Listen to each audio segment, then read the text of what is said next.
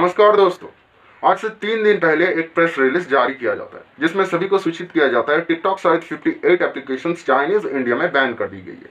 थोड़े समय बाद से इन सर्विसेज को आप इस्तेमाल नहीं कर सकते हो। बस इसके 2 से 3 घंटे बाद ही बहुत तरीके के विचार सुनने के लिए हमें मिल जाते हैं, चाहे हम बात करें इंस्टाग्राम स्टोरीज में, फेसबुक पेज में, यूट्यूब में या फिर खुद टिकटॉक में। अलग अलग लोग अलग अलग तरीके की वीडियोस अपलोड कर रहे थे, अपनी ओपिनियंस रख रहे थे। यहाँ पे कोई गुस्सा था, कोई बहुत खुश था, कोई रोस्टिंग करने में बिजी था, कोई खिल्ली उड़ा रहा था।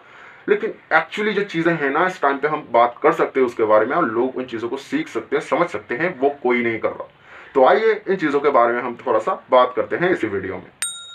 दोस्तों, आज के समय पे आप एक किताब खरीदते हो या फिर एक मूवी टिकट खरीदते हो या फिर सर्कस में जाते हो, जहां पे भी जाते हो, या फिर आप चिड़ियाघर में भी जाते हो, तो एक टिकट लेते हो और उस टिकट के लिए कुछ पैसे देते हो। सेम चीज किताब के लिए भी है, फिल्म के लिए भी है और हर एक चीज के लिए है। यानी एक कंटेंट है जिसको आप कंज्यूम कर रहे हो या फिर कुछ देख रहे हो, खुश हो रहे हो, मनोरंजन कर रहे हो अपना, उसके लिए किसी को पे कर रहे हो जो उसका हकदार है। लेकिन वही जब बात आई सोशल मीडिया की, तो यहाँ पे बहुत सारे आर्टिस्ट है जो यूट्यूब पे क्रिएटर है, जो फेसबुक पे क्रिएटर है या फिर शॉर्ट वीडियो प्लेटफॉर्म में क्रिएटर है, उनको आप डायरेक्टली पे नहीं करते हो। इन कंपनीज का सीधा सा एक फंडा है, जो क्रिएटर है वो प्रोडक्ट है और जो कंज्यूमर है वो आप लोग हो। यानी इन दोनों को मिलाने के लिए एक प्लेटफॉर्म बना दिया गया और उसके बाद उनके ऊपर एडवर्टाइजमेंट रन करके वो खुद भी कमाते हैं और एक ऑप्शन देते हैं कि क्रिएटर भी कुछ कमा सके या फिर स्पॉन्सरशिप ले सके। यानी एक क्रिएटर जो कि है एक प्लेटफॉर्म के ऊपर पूरी तरीके से डिपेंड होता है। ऐसे में हो सकता है एक प्लेटफॉर्म जिसमें पकड़ लीजिए आज आप यूट्यूब पे ही ये वीडियो देख रहे हो, ऐसे में कुछ सालों बाद यूट्यूब को भी बैन कर दिया जाता है। तब मेरा क्या होगा किसी को पता नहीं। और वैसे में उन लोगों के लिए और भी प्रॉब्लम ज़्यादा बढ़ जाता है जो लोग सोशल मीडिया पे आके फेस वैल्यू नहीं बनाते, यानी मेरे जैसे लोग जो नहीं चाहते हैं अपने चेहरे को दिखाते हुए वीडियोस को बनाना। ऐसे में हमें एक चीज़ को समझना होगा कि इंटरनेट आज के समय पे एक वेब की फॉर्म में है। यानी आज ये चीज़ है तो कल वो चीज़ है, आज ये प्लेटफॉर्म है तो कल वो प्लेटफॉर्म है। जैसे आप सभी ने देखा होगा, टिकटॉक की वजह से कई यूट्यूबर्स कहते हैं कि उनकी जो व्यूज़ है वो डाउन चली गई। यानी एक चीज़ दूसरे को अफेक्ट करती है। तो ऐसे में हम सभी को लिटरेट होना पड़ेगा और बेसिकली यहाँ पे जो लिटरेसी की बात हो रही है वो है इंटरनेट लिटरेसी। अगर आज के टाइम पे आप सोशल मीडिया को इस्तेमाल करते हो अर्निंग के लिए, तो ऐसे में आपको जानना होगा कि कल को अगर ये प्लेटफॉर्म ना रहे तो मैं क्या करूँ। ऐसे में कई अलग अलग ऑप्शंस निकल के आते हैं, second channel, Facebook page, Instagram page, जहाँ पे लोग अपने फॉलोअर्स को एक इकट्ठा करके रखते हैं ताकि आने वाले समय में ऐसा कुछ हो जाए तो वो दोबारा एक प्लेटफॉर्म पे जा पाए जहाँ पे उनके पास पहले से ही कुछ तो फॉलोअर्स हो जिनके साथ वो स्टार्ट कर सके, उनको फिर से जीरो से ना स्टार्ट करना पड़े। लेकिन टिकटॉकर्स की केसेस में ऐसा ज़्यादातर केसेस में नहीं था। ऐसे में उनके लिए एक बड़ा चैलेंज आज के समय पे देखने के लिए मिल रहा है। हो सकता है आज टिकटॉकर्स का ऐसा हाल हो रहा हो तो आप बहुत खुश हो, लेकिन कल को अगर आपके फेसबुक पेज के साथ ऐसा हो जाए, आपका रिजर्व पे का पेमेंट रुक जाए, तब आपके साथ क्या होगा ये सोच के देखिए। दोस्तों, यूट्यूब वर्सेस टिकटॉक तो आपने कई बार सुना है, लेकिन एक्चुअली में जो इन दोनों के बीच में डिफरेंसेस है उनको एक वर्ड में एक्सप्लेन किया जा सकता है, यानी सेंसरशिप। बात करें यूट्यूब की, तो यूट्यूब में काफ़ी सारी सेंसरशिप्स हैं जो कि अलग अलग कंटेंट को रेस्ट्रिक्ट करता है। लेकिन बात करें वहीं अलग प्लेटफॉर्म की, यानी फेसबुक की भी बात कर ले, तो फेसबुक पे भी यूट्यूब की तरह इतना ज़्यादा रेस्ट्रिक्शन नहीं है कॉपीराइट को लेके या सेक्सुअल चीज़ों को लेके, क्योंकि ये चीज़ें होना चाहिए। समझ लीजिए, एक इंसान अपनी जीवन में बहुत सारी अलग अलग स्टेजेस से गुजरते हैं। एक बच्चे को जितनी आसानी से खिलौना बेचा जा सकता है, क्या एक बड़े इंसान को उतनी आसानी से खिलौना बेचा जा सकता है? नहीं जा सकता। कॉमन चीज़ है, क्योंकि बच्चे गलेबल होते हैं, बहुत ज़्यादा इन्फ्लुएंस किया जा सकता है बच्चों को। कोई भी चीज़ खरीदने के लिए पेरेंट्स से उनको फोर्सफुली एक तरीके से आप राज़ी करवा सकते हो। तो इसीलिए सेंसरशिप होना बहुत ज़्यादा ज़रूरी है। और बात करें हमारे देश यानी इंडिया की, तो यहाँ पे जो लॉज है, जो साइबर लॉज है, वो एग्जिस्ट तो करते हैं, लेकिन उनकी इम्प्लीमेंट हमें ज़्यादातर देखने के लिए नहीं मिलता भी है तो वो कैसे सामने नहीं आते। तो ऐसे में हम बहुत चिल्ड होते हैं इन चीज़ों के बारे में। कहाँ पे क्या अपलोड हो रहा है, कौन क्या देख रहा है, बच्चों के दिमाग में क्या असर करेगा, इन सभी चीज़ों को लेकर ना तो हमारी सरकार को आज के समय पे कुछ पड़ी है और ना ही हम लोगों को इस चीज़ के बारे में कुछ पड़ी है। तो ऐसे में दो चीज़ हो सकता है, और इन चीज़ों को समझने के लिए या फिर सीखने के लिए हम यूट्यूब से ही सीख सकते हैं। बात करें, एक टाइम था जब किड्स के लिए यूट्यूब पे कोई ज़्यादा रेस्ट्रिक्शन नहीं था और ऐसे 18+ कंटेंट भी नहीं होता था, तो ऐसे में कोई भी कुछ भी बना सकता था किड्स के लिए और वहाँ पे वो चीज़ को मोनेटाइज भी कर सकता था। लेकिन आज के टाइम पे यूट्यूब पे अगर आप किड्स के लिए वीडियोस बनाते हो तो उन चीज़ों को आप मोनेटाइज नहीं कर सकते हो। इनफैक्ट जो यूट्यूब है उन्होंने यूट्यूब किड्स करके एक अनदर एप्लीकेशन बना दिया जो कि यूट्यूब का ही एक हिस्सा है, लेकिन वहाँ पे कंटेंट क्रिएटर्स जो कि है वो मोनेटाइज नहीं कर सकते अपनी वीडियोस को। तो ऐसे में जो सिर्फ और सिर्फ पैसों के लिए यूट्यूब पे आते थे वो अलग हो गए। यानी यूट्यूब ने बहुत अच्छा एक कदम उठाया, एक सेंसरशिप लगाई, जिसकी वजह से उन्होंने कट आउट कर दिया इन चीज़ों को। ज़्यादातर जो पॉपुलर मीडिया है वहाँ पे भी ये चीज़ आपको देखने के लिए मिलेगा। फिल्म में भी सेंसर किया जाता है, किताब को भी पब्लिशर्स बहुत बार देखते हैं कि कुछ गलत चीज़ें तो नहीं है, कुछ गलत इफेक्ट तो नहीं पड़ेगा इसकी वजह से। लेकिन आज के समय पे जो शॉर्ट वीडियो प्लेटफॉर्म्स हैं या फिर जो वीडियो प्लेटफॉर्म्स आ रहे हैं उनमें से ज़्यादातर में ये चीज़ें नहीं देखा जा रहा है। ऐसे में ऐसा नहीं है कि सिर्फ लोगों के लिए ये चीज़ खतरा है, हो सकता है आपको पता नहीं आपने एक ऐसा चीज़ बना दिया जिसके लिए आपके ऊपर भी कई सारी केसेस हो सकते हैं। तो दोनों तरफ से ही दोनों लोगों को भी इस चीज़ में नुकसान है।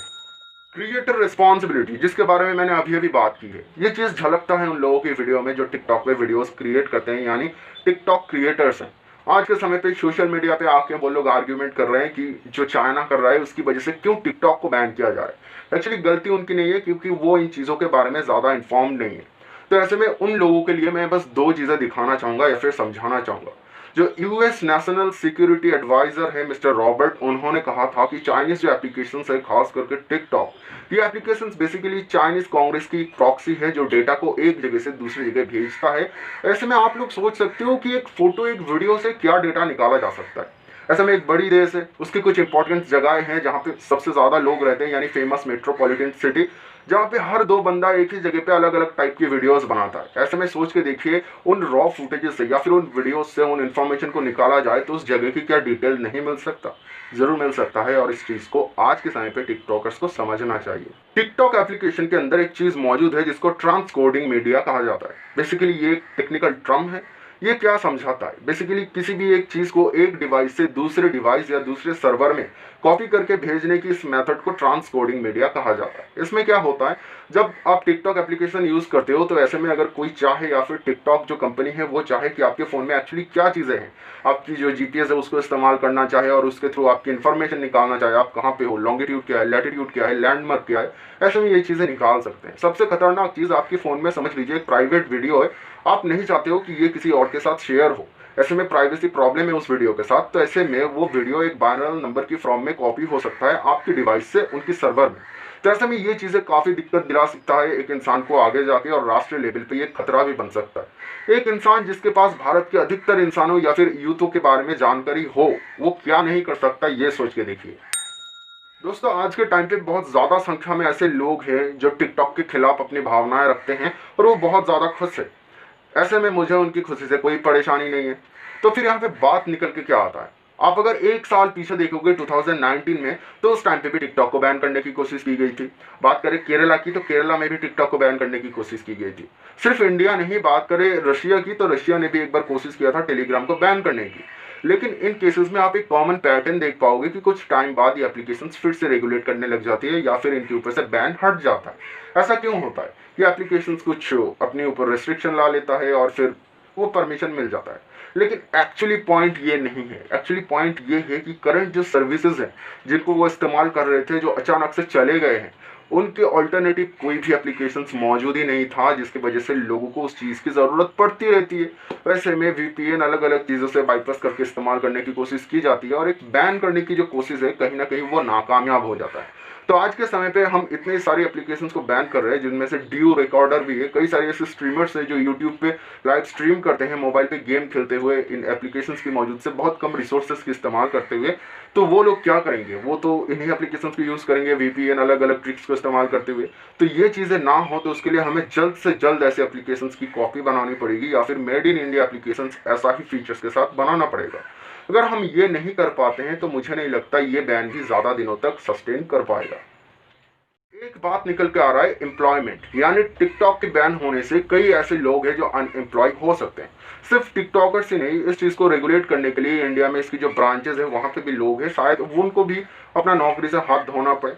बात एक पॉइंट पे तो सही है, जो करंट वैल्यू सभी को मिल रहा था, जो मनी सभी को मिल रहा था, वो रुक जाएगा। लेकिन एक बार सोच के देखिए, ये जो स्पॉन्सर्स हैं, ये जो एडवर्टाइजमेंट मनी है, क्या ये हट जाएगा? नहीं हटेगा।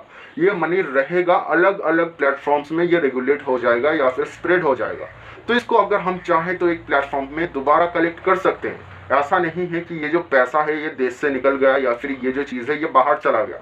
हाँ, कुछ समय के लिए उन लोगों को नौकरी नहीं मिलेगी, जो क्रिएटर्स है शायद वो अर्निंग नहीं कर पाएंगे, उनको अलग प्लेटफॉर्म पे दोबारा से मेहनत करना पड़ेगा उन फॉलोअर्स को गेन करने के लिए। और सच पूछो तो मुझसे अच्छा कौन जानेगा जो 9 महीने से यूट्यूब पे वीडियो बना रहा है और 10 भी सब्सक्राइबर नहीं है, कि सब्सक्राइबर गेन करना या फिर फॉलोअर्स गेन करना कितना मुश्किल चीज़ है। ऐसे में हाँ, उनको दोबारा मेहनत करना पड़ेगा, लेकिन एक बार सोच के देखो, जब एक इंडियन एप्लीकेशन आएगा जिसका सर्वर भी इंडिया में मौजूद होगा, जो कंपनी इंडिया की होगी, तो वहाँ पे यूजर्स भी इंडियन होगा और उस कंटेंट को कंज्यूम करने वाले ही हिंदुस्तानी ही होंगे, और पैसे जो कि है वो बाहर के आएंगे, तो पूरा का पूरा पैसा कंट्री में रहेगा। ऐसे में दोबारा से जब एक प्लेटफॉर्म स्टेबल हो जाएगा, एक नया प्लेटफॉर्म जब आप सभी के पास आ जाएगा, बीच में आ जाएगा, तब ये जो पैसे की बात है या फिर अनएम्प्लॉयमेंट की बात है ये फिर से मिट जाएगा।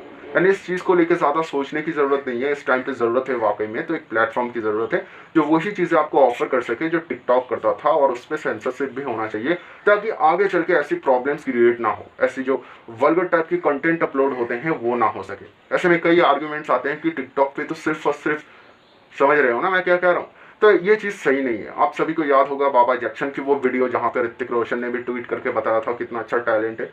तो ऐसा नहीं है भाई, प्लेटफॉर्म गंदा नहीं होता, उसको गंदा करते हैं हम लोग, और हम लोग ही कंज्यूमर हैं, हम चाहते हैं तभी वो क्रिएटर वैसा वीडियो बनाता है, फेमस होता है। तो कहीं ना कहीं आप जो गाली दे रहे हो उसके लिए आपके आस पड़ोस के लोग ही जिम्मेदार हैं। एक जिम्मेदार नागरिक बने, लोगों की और भावनात्मक रूप से देखे, हेट मत फैलाए, पहले से ही दुनिया में बहुत ज़्यादा नफरत है। आज के लिए इतना ही, मैं मिलूंगा दोबारा। इंटरनेट लिटरेसी एक बहुत इंपॉर्टेंट चीज़ है, इसके बारे में सीखते रहिए। अलग अलग प्लेटफॉर्म में आप कैसे सस्टेन कर सकते हैं इसके बारे में जानकारी जुटाते रहिए। अपनी फेस वैल्यू बनाइए। इंटरनेट पर अगर आप आ रहे हैं तो किसी को देखते हुए आप अपनी ऐसा ना सोचे कि मैं तो बस ग्राफिक के साथ वीडियो बनाऊंगा। फेस वैल्यू ज़रूर बनाएं ताकि आगे चल के ऐसी कोई इंसिडेंट आपके साथ भी हो जाए तब सस्टेन कर सको। गुड बाय, अलविदा।